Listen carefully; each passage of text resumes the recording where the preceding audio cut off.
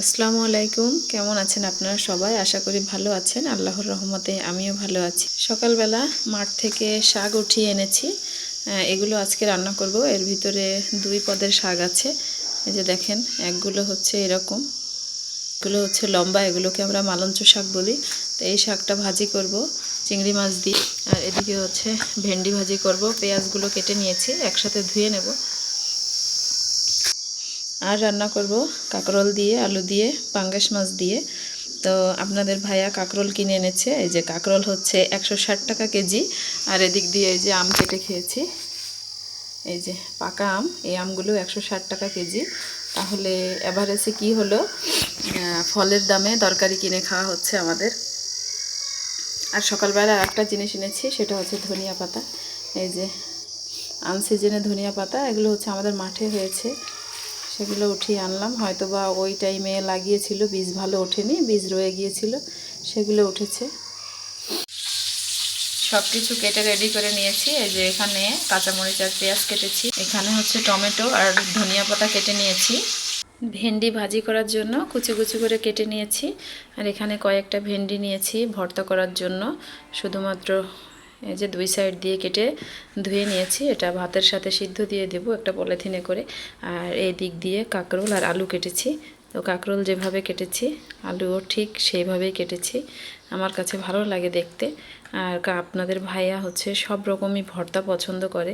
তো কাঁকরোল 1 কেজি এনেছিল, সেখান থেকে আগে একদিন 2টা ভর্তা করে দিয়েছিলাম, আরও 4টা রেখে দিয়েছি ভর্তা করার জন্য। আর এখানে হচ্ছে 4টা দিয়েছি রান্না করার জন্য। কাঁকরোল নিয়ে এত বেশি আবেগ দেখাতাম না, যেহেতু আমরা গ্রামে থাকি। গ্রামের দিকে এখনও কাঁকরোল ওঠেনি আমাদের এদিকের বাজারে। তো জান্নাতের আব্বু আগের দিন আমার মামাতো বোনদের জন্য বাজার করার জন্য খুলনায় গিয়েছিল। তো সেদিন খুলনা থেকে এনেছিল এই কাঁকরোলগুলো। আমি তরকারি কাটতে কাটতে আপনাদের ভাইয়া দিক থেকে মাছগুলো ভেজে নিয়েছে। যে এগুলো হচ্ছে পাঙ্গাস মাছ কাঁকরোল দিয়ে রান্না করার জন্য। আর এই 3 টুকরো হচ্ছে কঙ্কন মাছ, এটা আমার মেয়ের জন্য রান্না করা হবে। মেয়ের জন্য রান্না করা মাছগুলো নামিয়ে নিয়ে এই যে এই সাইড দিয়ে আপনাদের ভাইয়া কাঁকরোল, আলু আর পাঙ্গাস মাছের তরকারিটা রান্না করছে। আর এই পাশে আমি হচ্ছে ভেন্ডি ভাজির জন্য ভেন্ডিগুলো এর ভিতরে কাঁচামরিচ, পেঁয়াজ আর লবণ দিয়ে বসিয়ে দিয়েছি। কাঁকরোল আলুর তরকারিটা রান্না হয়ে গিয়েছে। আর রান্না শেষে একটু ধনিয়া পাতা দিয়ে দিয়েছিলাম। জানি যে শীতকালের মতো ভালো লাগবে না, তারপরেও সকালে যখন শাক তুলতে গিয়েছিলাম দেখে মনে হচ্ছিল তরকারিতে দিলে ভালো লাগবে, তাই এই তরকারিতে দিলাম। তরকারিটা নামিয়ে এই যে কড়াইটা ধুয়ে নিয়ে এতে শাক সিদ্ধ বসিয়ে দিয়েছি।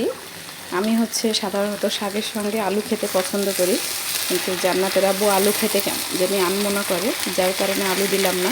সে চলে গেলে আমরা তো আলু খেতেই পারবো, যার কারণে আজকে আলু ছাড়া রান্না করে দিই, দেখি খুশি হয় কি না। শাকটা বাগার দিয়ে নামিয়ে নিলাম। আর এখানে ভেন্ডি ভাজিটাও হয়ে গিয়েছে। এদিক দিয়ে ভাতে বলক চলে এসেছে। এখন আমি ভেন্ডিগুলো এর মধ্যে বসিয়ে দেব, এই যে পলিথিন সহ এভাবে বসিয়ে দেব, সিদ্ধ হয়ে যাবে। তারপরে হচ্ছে ঝাল পেঁয়াজ দিয়ে ভর্তা। আমাদের ভাতগুলো নামিয়ে এই যে ভেন্ডিগুলো নামিয়ে নিয়েছি।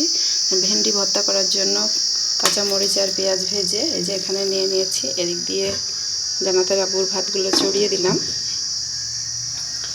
আর সেই সাথে চুলাও পরিষ্কার করেছি, আর সিঙ্কের থালাবাটিগুলোও ধুয়ে ফেলেছি।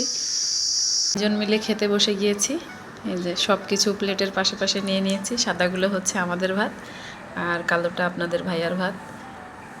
খেয়ে বলো কেমন হয়েছে ভাত, স্বাদ কেমন দেখো। ভাতটা কিন্তু ঝুরঝুরে হয় না, সাদা ভাতের মতো। আগের দিন রান্না করেছি তাও এরকম হয়েছে, আজকেও এরকম হয়েছে।